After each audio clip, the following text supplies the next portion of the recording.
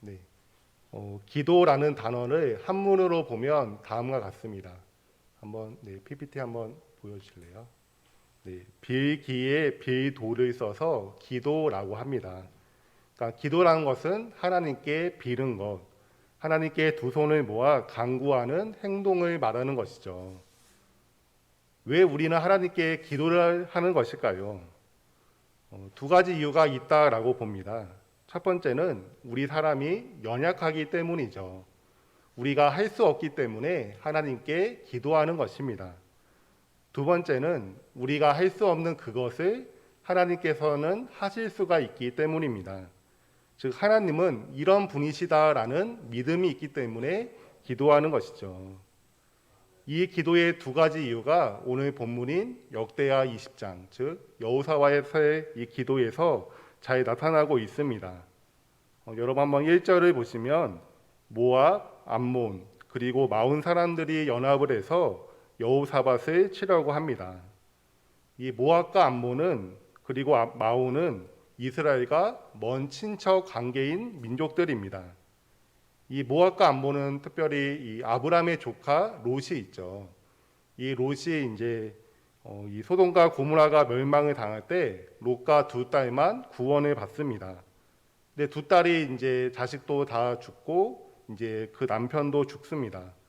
롯도 이제 아들이 없었죠. 그래서 이 두 딸이 대를 잇기 위해서 아버지와 동침을 합니다. 그러니까 술을 이제 취하게 해서 동침을 하게 되죠. 그래서 첫째 딸이 낳은 아들이 모압이고 둘째 딸이 낳은 아들이 암몬입니다. 그러니까 모압과 암몬은 아브라함의 조카 롯의 후손들인 것입니다. 그러니까 이스라엘과는 먼 친척 관계인 것이죠. 그 다음에 이제 마온이 나옵니다. 이 마온은 지금 학자들마다 의견이 좀 갈라지는 부분이 있습니다. 하지만 오늘 본문을 근거로 보면 10절에 암몬 자손과 모압 자손과 세일산 사람들이라고 합니다. 22절, 23절에도 동일하게 나옵니다. 그러니까 마온 민족이 세일산 사람들이라는 거죠. 근데 이 세일산은 그 에돔 지역에 있던 산입니다. 그러니까 마온 민족은 에돔 민족이란 거죠. 이 에돔은 야곱의 형이었던 에서의 후손들입니다. 그러니까 이스라엘과도 동일하게 먼 친척인 민족이죠. 이스라엘과 먼 친척인 이 나라들이 연합을 해서 이스라엘을 치러 온 것입니다. 2절을 보시면 이에 대해서 어떤 사람이 왕에게 보고를 합니다. 이 전쟁 보고에서 우리는 두 가지를 알 수가 있습니다. 첫째로 적의 숫자가 매우 많았다라는 것입니다. 2절 중간에 큰 무리가 바다 저쪽 아람에서 왕을 치러 오른대라고 하죠. 그러니까 적을 가리켜 큰 무리라고 합니다. 사실 이 여호사밧의 군대도 만만치 않았습니다. 역대하 17장에 이 여호사밧의 군대의 숫자가 나옵니다. 근데 그것을 다 더하면 약 120만 명입니다. 꽤 많은 숫자죠. 근데 이스라엘의 군대로도 어떻게 할 수 없는, 그러니까 수적으로 상대가 될 수가 없는 압도적인 숫자가 적의 숫자인 것입니다. 그래서 이제 큰 무리라고 표현한 것입니다. 둘째로 적의 현 위치가 보고가 됩니다. 2절 끝부분에 이제 하사손 다말 곧 엔게디에 있나이다라고 하죠. 이 엔게디는 이제 예루살렘을 이제 기준으로 보면 남동쪽으로 한 40km 정도 떨어진 지역입니다. 그러니까 우리 교회를 이제 중심으로 보면 이제 성남 정도 되는 거리이죠. 그러니까 매우 가까운 거리에 지금 적들이 있는 것입니다. 너무 자신들의 그 군대를 압도하는 적들이 매우 가까운 거리에 있는 것입니다. 이제 곧 있으면 예루살렘까지 진격을 할 것이고 남유다의 멸망이 멀지 않는 것이죠. 이에 대한 여호사밧의 반응이 3절에 나옵니다. 3절에 여호사밧이 두려워하여라고 하죠. 두려워하는 것은 너무나도 당연하죠. 많은 수의 적들이 이제 곧 있으면 자신이 있는 수도까지 진격을 할 것이고 자신의 나라가 멸망할 것이 멀지 않았기 때문에 두려워하는 것은 너무나도 당연한 것입니다. 근데 그 후가 이제 중요합니다. 계속해서 3절을 보시면 여호와께로 낯을 향하여 간구하고 온 유다 백성에게 금식하라 공포하매라고 하죠. 하나님께로 낯을 향하여 간구했다라고 합니다. 그러니까 하나님의 도우심을 구하며 간절히 기도한 것이죠. 그리고 백성들에게 금식을 선포합니다. 금식하며 하나님의 도우심을 구하게 한 것입니다. 그러니까 이처럼 여호사밧은 두려워하는 것으로 끝내지 않고 하나님께 기도했습니다. 그러니까 자신들의 그 연약함으로 인해 해결할 수 없는 문제를 하나님께 가지고 나와서 하나님의 도우심을 구한 것이죠. 자신들의 연약함을 인정하고 하나님의 도우심을 구한 것입니다. 이것이 이제 그의 기도에서 잘 드러납니다. 우리가 12절을 함께 한번 읽어보겠습니다. 역대하 20장 12절입니다. 네, 함께 읽습니다. 시작. 우리 하나님이여 그들을 징벌하지 아니하시나이까. 우리를 치러 오는 이 큰 무리를 우리가 대적할 능력이 없고 어떻게 할 줄도 알지 못하옵고 오직 주만 바라보나이다 하고. 아멘.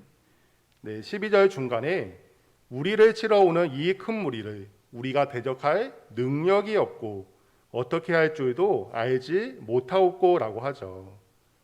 그러니까 우리에게는 이 전쟁을 이길 만한 능력도 없고 지혜도 없습니다라고 자신들의 그 연약함을 솔직하게 고백하는 것이죠. 그러니까 여호사밧은 연약했기 때문에 이처럼 하나님께 기도를 했습니다. 여러분, 우리가 기도를 하죠. 이 기도를 한다는 것 자체가 무엇을 보여주는 것이냐면 우리 사람은 부족한 사람이라는 것을 보여주는 것입니다. 그리고 그 부족함을 스스로 채울 수 없다는 것이죠. 보통 아기들이 가장 연약하고 부족하죠. 여러분, 아기들만 부족하고 연약합니까? 성인인 우리들도 부족하고 연약합니다. 우리가 한계에 부딪힐 때가 많고 우리에게 필요들이 있죠. 그리고 그 부족함과 필요들을 우리 스스로 어떻게 해결할 수 없을 때가 많습니다. 그래서 우리는 하나님께 기도해야 합니다. 때로는 어떤 문제를 우리 스스로 해결하는 것도 필요하죠. 우리가 지혜를 짜내고 의지를 강하게 하고 가족과 지인들의 도움을 받기도 해야 합니다. 하지만 이것의 도움은 어느 정도 수준까지입니다. 반드시 그 한계에 부딪히게 되죠. 제가 이제 올해 36살인데 오래 산 건 아니죠. 근데 살면 살수록 느끼는 게 내 뜻대로 되는 것, 내 계획대로 되는 것이 생각보다 없다라는 것입니다. 제가 생각보다 되게 계획적인 사람이거든요. 근데 계획대로 되는 것이 정말 없습니다. 내가 어떻게 할 수 없는 그런 문제들, 내가 아무리 준비하고 계획할지라도 해결할 수 없는 문제들을 만나게 된다는 것입니다. 그래서 우리는 기도하는 법을 배워야 합니다. 하나님께 맡기는 법을 배워야 하죠. 왜냐하면 하나님은 기도하는 사람에게 응답해 주시기 때문입니다. 야고보서 4장 2절에서 너희가 얻지 못함은 구하지 아니하기 때문이다라고 하십니다. 마태복음 7장 7절에서는 구하라 그리하면 주실 것이요라고 하시죠. 하나님이 다 알아서 해주시면 구하라라고 하지 않으셨을 것입니다. 하나님은 구하면 주신다라고 말씀하시죠. 사랑하는 성도 여러분, 하나님은 구하는 사람에게 응답을 해 주십니다. 우리는 하나님께 구체적으로 기도해야 합니다. 두루뭉실하게 기도하는 것이 아니고 구체적으로 기도해야 합니다. 구체적으로 우리의 연약함을 고백하고 구체적으로 하나님의 도우심을 구해야 하죠. 우리의 건강, 재정, 자녀 양육, 가족의 신앙과 구원, 부부관계, 교회와 직장 등 구체적으로 하나님께 기도하셔야 합니다. 하나님께 구체적으로 기도하는 우리가 되기를, 그래서 하나님의 응답을 받는 우리가 되기를 바랍니다. 어떤 분들은 이렇게 질문하실 수도 있습니다. 하나님께서 다 아시는데 알아서 채워주시고 알아서 도와주시고 알아서 우리의 그 필요들을 채워주시는 것이 아닌가요? 이렇게 질문하실 수도 있습니다. 물론 하나님은 다 아시죠. 그리고 우리가 기도하지 않은 것들도 은혜로 채워주실 때도 있습니다. 하지만 여러분, 성경에는 분명 기도하라라고 나와 있습니다. 기도하면 주신다라고 하시죠. 그러면 하나님의 자녀된 우리들은 이 약속의 말씀을 붙들고 기도하는 것이 성경적 신앙입니다. 그리고 또 다른 이유가 있다라고 봅니다. 왜냐하면 우리가 기도해야 하나님의 응답인 것을 알게 되기 때문이죠. 우리가 기도하지 않으면 그냥 우연이라고 생각합니다. 그냥 어떤 좋은 사람을 내가 만나서 그 사람이 나를 도와주는 것으로만 생각하게 되죠. 물론 기도하는 사람도 도와준 사람에 대한 감사하는 마음이 있어야 합니다. 하지만 또한 그 사람을 나에게 보내주시고 그 사람을 만나게 하시고 그 사람의 마음의 문을 열어주신 분이 하나님이시라는 것을 우리가 기도할 때 알게 됩니다. 하나님의 응답인 것을 믿게 되죠. 왜냐하면 우리가 그 문제를 가지고 기도했기 때문입니다. 그러면서 살아계신 하나님을 경험하게 되는 것입니다. 여러분이 가지고 있는 기도 제목이 있으실 것입니다. 어쩌면 가족들의 공동의 기도 제목이 있으실 수도 있죠. 그것을 가지고 자녀들과 함께 나누시고 함께 기도하시기를 바랍니다. 그러면서 자연스럽게 기도하는 법을 가르쳐 주시기를 바랍니다. 이 자녀들이 초등학생 저학년 때까지는 하나님에 대해서 별로 의심하지 않습니다. 그때는 이제 순수해서 그냥 제가 목사님이 하는 말대로 또 선생님이나 부모님이 하신 말씀을 그냥 그대로 믿고 받아들이죠. 하지만 고학년이 되고 중학생이 되면서부터는 하나님에 대해서 의심하기 시작합니다. 하나님이 진짜 계시는가? 이것을 의심하는 때가 반드시 오죠. 이를 위해서 우리가 변증이 필요하기도 합니다. 특히 이 창조 변증이 필요하죠. 하지만 또한 하나님께 기도하는 것이 필요합니다. 자녀들과 함께 기도하면서 하나님의 살아계심을 실제로 경험하게 하는 것이죠. 하나님의 사랑과 능력, 하나님의 지혜와 돌보심을 기도로 경험해서 하나님을 알게 하는 것입니다. 이렇게 기도하는 법을 배워서 하나님을 경험한 자녀들은 나중에 인생을 살면서도 하나님께 기도하는 사람이 됩니다. 내가 책임질 수 없는 자녀들의 인생, 내가 다 답해줄 수 없는 그 자녀들의 고민들을 하나님께 기도하고 또 하나님은 응답하시면서 인생의 답들을 찾아가게 되는 거죠. 하나님께서 책임져 주시는 자녀들의 인생이 되는 것입니다. 사랑하는 성도 여러분, 여러분들은 어려움이 오고 한계에 부딪히게 되면 어떻게 하십니까?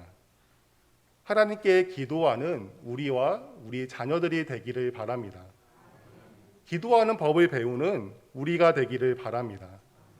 그래서 하나님의 응답을 받고 하나님의 살아계심을 경험하는 우리가 되기를 바랍니다.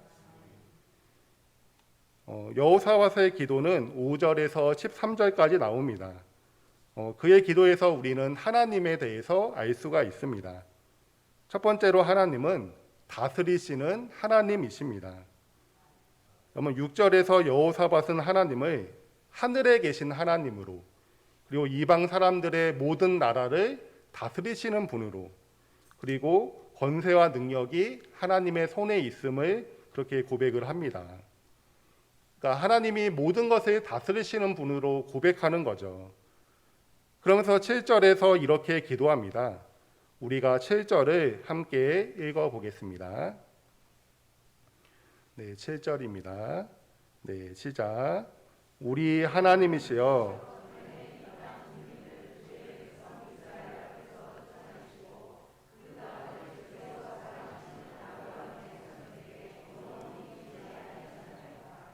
아멘.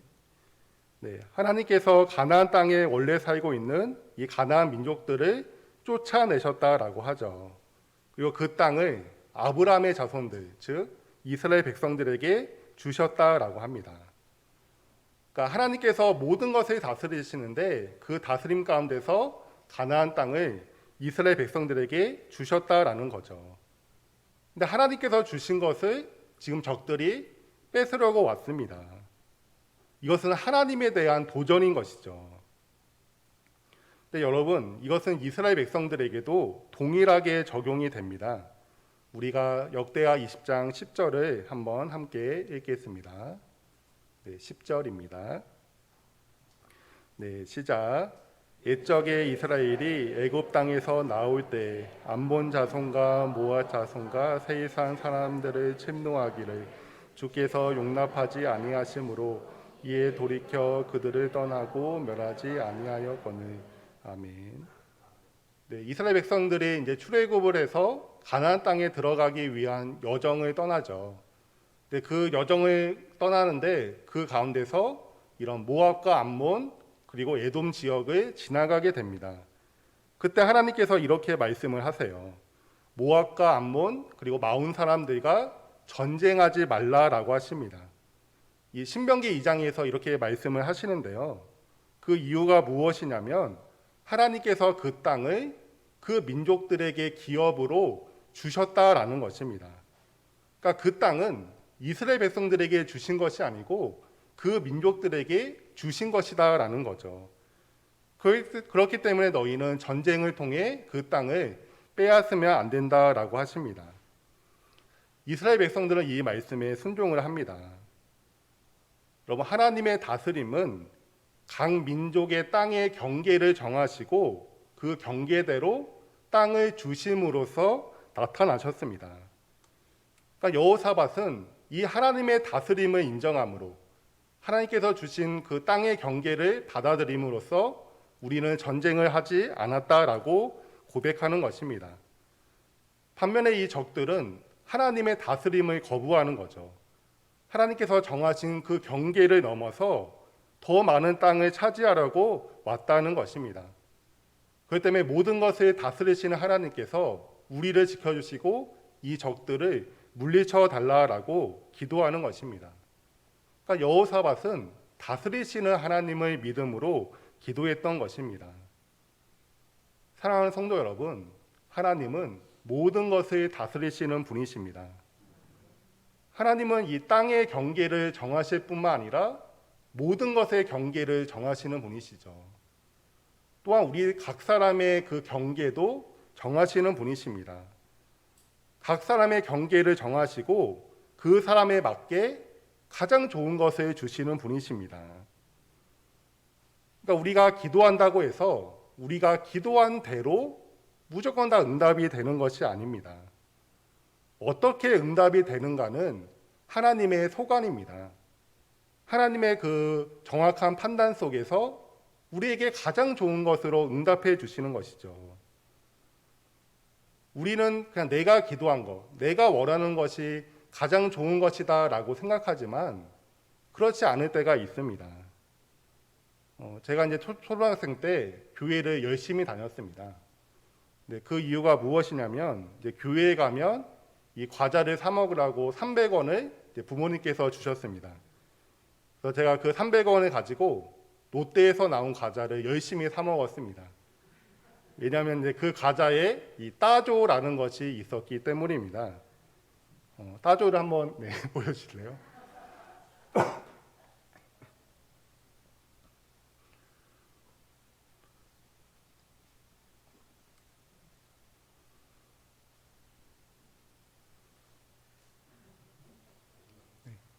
네, 따조라는 것이 이제 이런 건데요. 네, 뭐 별거 아니죠. 네, 뭐 딱지 같기도 한데 진짜 별게 아닙니다. 네, 제가 이것을 1년 넘게 모아서 한 60개 정도를 모았습니다. 근데 그것을 제가 잠깐 동생에게 맡겼는데 동생이 몽땅 다 잊어버린 거예요. 그러니까 제가 이제 화가 났죠. 제가 1년 넘게 열심히 모은 것을 다 잊어버렸으니까 화가 날만 하죠. 그래서 제가 동생을 한 대 때렸습니다. 그리고 저는 부모님께 훨씬 더 많이 맞고 집에서 이제 쫓겨났습니다. 여러분 지금 이 따조를 저한테 한 트럭을 갖다 줘도 저는 그것을 가지지 않습니다. 여러분이 너무나 귀한 마음으로 주실지라도 저는 반갑지가 않아요. 그러니까 어른이 되어서 이렇게 보니까 제가 초등학생 때 그렇게 귀하게 여겼던, 소중하게 여겼던 따조가 아무것도 아닌 것입니다. 제 동생과 이 따조를 비교 자체를 할 수가 없죠. 동생이 훨씬 더 저에게 소중하고 귀한 것입니다. 여러분, 우리가 지금 목숨처럼 여기는 그것이 사실은 아무것도 아닐 수가 있는 것입니다. 우리는 그것을 얻기 위해 정말 살아가고 있고 그것을 얻기 위해 기도하고 있지만 하나님은 아시는 거죠. 그것이 그렇게 중요하지 않다라는 것을 아시는 것입니다. 그래서 우리가 기도한 대로 무조건 다 응답해 주시는 것이 아닙니다. 다르게 응답해 주시는 거죠. 모든 것을 다 아시고 모든 것을 정하시는 하나님께서 가장 좋은 것으로 우리에게 응답해 주시는 것입니다. 이 하나님의 기도 응답에는 보통 세 가지가 있다라고 해요. Yes, No, 그리고 Wait, 기다려라입니다. 그러면 Yes만 기도 응답이 아닙니다. 내가 기도한 대로 응답을 받아야 그것이 기도 응답을 받은 것이 아니죠. No도 기도 응답입니다. 내가 구하는 것보다 훨씬 더 좋은 것을 주시는 하나님의 응답인 것이죠. 어쩌면 우리의 마음에 이 하나님에 대한 서운함이 있을 수가 있습니다. 저 사람은 기도한 대로 응답도 잘 받고 그래서 하나님의 복을 받아서 가족도 잘 되고 모든 것이 잘 되는데 내 기도는 하나도 응답해 주시지 않는다라는 이런 하나님에 대한 서운함이 있을 수가 있습니다. 여러분, 하나님께서 응답을 안 해주신 것이 아닙니다.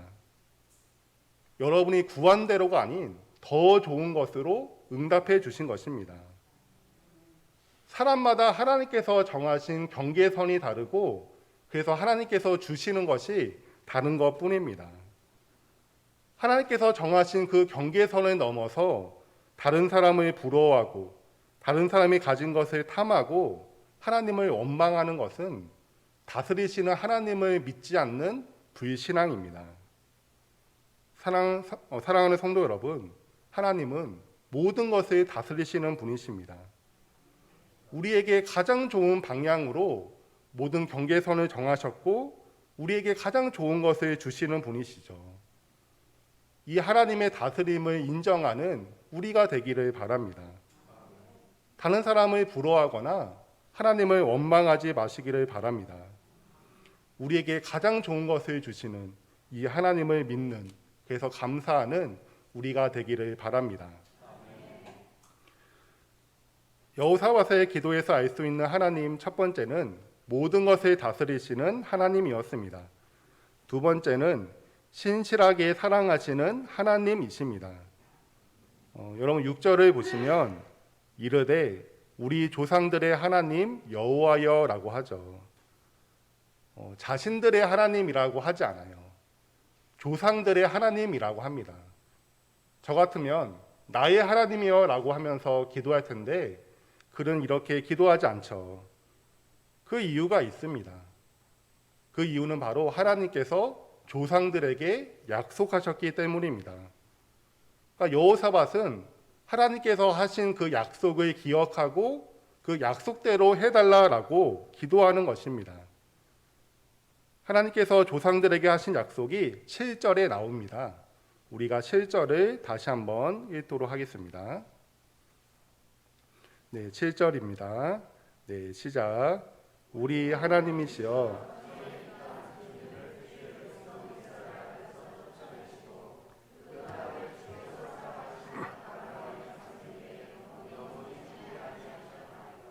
아멘.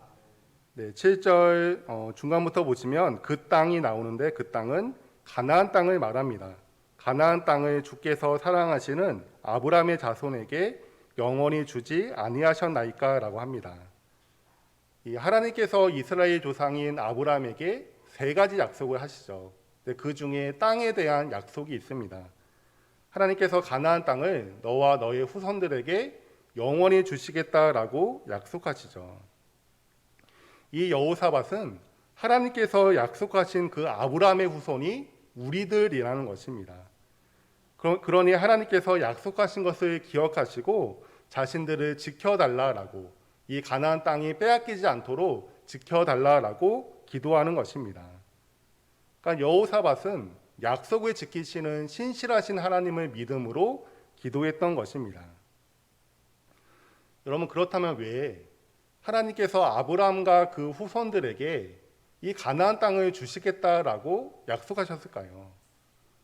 다른 민족, 다른 사람에게는 안 하고 아브라함과 그 후손들에게만 이런 약속을 하신 이유가 무엇일까요? 그 이유는 아브라함이 잘나서가 아닙니다. 아브라함은 갈대아 우르에서 우상을 섬기던 사람이었습니다. 그럼에도 아브라함과 그 후손에게 가나안 땅을 주시겠다라고 약속하신 이유가 있습니다. 바로 하나님께서 아브라함을 사랑하시기로 선택하셨기 때문입니다. 모든 것을 다스리시는 하나님께서 사랑하기로 정하신 것이죠. 그러니까 아브라함이 뛰어나서 하나님의 사랑을 받고 약속을 받아내고 자신들의 실력으로 가나안 땅을 얻은 것이 아닙니다. 오직 하나님의 은혜이죠. 하나님의 사랑 때문입니다. 자신이 하신 약속을 지키시는 하나님의 신실하심 때문입니다. 물론 하나님은 모든 나라와 민족을 사랑하시죠. 그래서 각 나라와 민족에 맞게 땅을 주십니다. 하지만 아브라함은 다른 민족과는 구별되는 하나님의 특별한 사랑을 받은 것입니다. 또한 그 사랑으로 인해 특별한 약속을 하신 것이죠. 그래서 그 약속을 통해 아브라함과 그 후손들과 특별한 관계를 맺으신 것입니다. 그 누구도 끊을 수 없는 특별한 관계를 맺으신 것이죠. 그러니까 여호사밧은 이 하나님의 특별한 사랑, 특별한 약속, 이 특별한 관계를 기초로 해서 하나님께 기도하는 것이죠. 우리는 하나님과 더욱더 특별한 관계에 있습니다. 바로 아버지와 자녀의 관계이죠. 그 누구도 끊을 수 없는 하나님의 자녀들이 바로 우리들입니다. 여러분, 예수님의 그 기도의 가장 두드러진 특징이 무엇인지 아십니까? 그것은 하나님을 아바 아버지로 부른다라는 것입니다. 예수님은 우리에게도 하나님을 아버지라고 부르라라고 하시죠. 하늘에 계신 우리 아버지여라고 하면서 기도하라라고 하십니다. 여러분, 우리가 왜 하나님께 기도할 수 있습니까? 우리가 하나님을 위해서 무엇인가 특별한 것을 해서가 아닙니다. 그것 때문에 우리의 기도를 들으시고 응답해 주시는 것이 아니죠. 우리가 하나님께 기도할 수 있는 유일한 이유는 하나님이 우리의 아버지가 되시기 때문입니다. 그러면 자녀가 아버지에게 구하는 것은 이상한 게 아니죠. 어색한 일이 아닙니다. 오히려 자녀들이 구하지 않는 것이 이상한 일이죠. 그러면 우리에게 기도하라라고 하신 분은 하나님 아버지가 되십니다. 우리를 사랑하시는 우리의 아버지가 되시죠.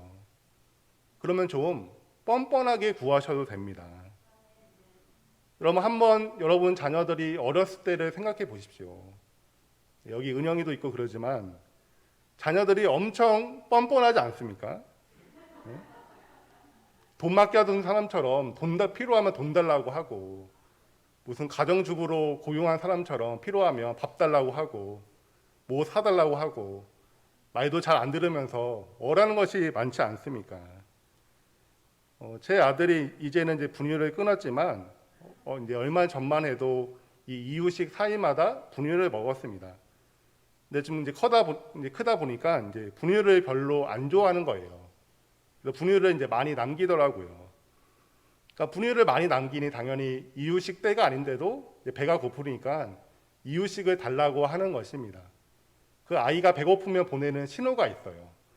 그 배고프면 이렇게 하면서 밥을 달라고 이렇게 신호를 보냅니다. 그러니까 그 행동을 하는 거예요. 그러면 제가 이제 아기를 앉히고 이야기를 하죠. 하온아, 왜 배가 고플까? 여기 너 분유 남긴 거 보이지? 네가 남겨서 그런 거야. 그러니까 농담으로 이제 이렇게 이야기를 합니다. 그러면 그 아이가 제 이야기를 듣고 아, 내가 잘못했구나. 내가 분유를 남겨서 그렇구나. 내가 뻔뻔하게 이유식을 달라고 했네. 조금만 더 기다려야지. 이렇게 생각하는 아기가 있을까요? 이렇게 생각하고 행동하는 아기는 없습니다. 더 밥을 달라고 하죠. 그 분유를 남기고 뻔뻔하게 밥을 달라고 더 칭얼거리고 그런 것입니다. 그러면 자녀들은 부모에게 어쩌면 뻔뻔한 것입니다. 뻔뻔하게 해도 그것이 이상한 것이 아니죠. 왜냐하면 내가 사랑하는 내 자녀이기 때문입니다.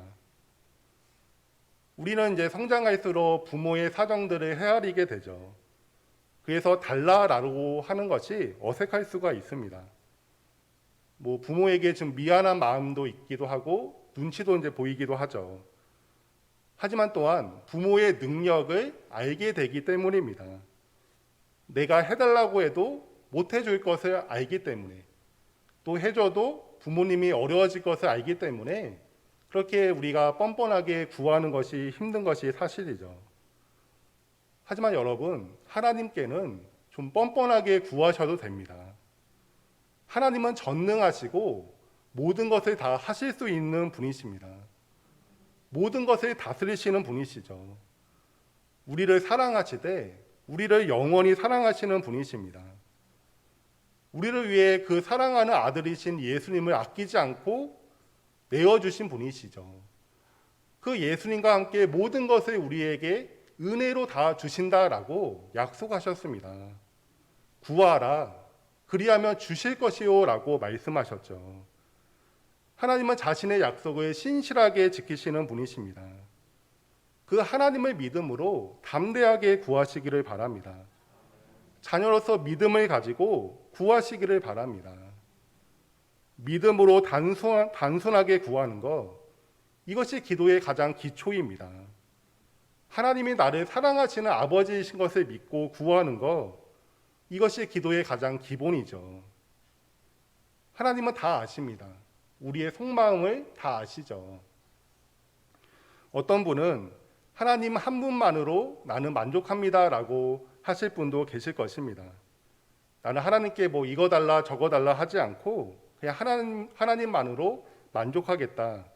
이렇게 생각하시는 분들도 계실지 모릅니다. 귀한 신앙이죠. 그 신앙을 가지신 분들은 그렇게 그 신앙을 지키시면서 살아가시면 됩니다.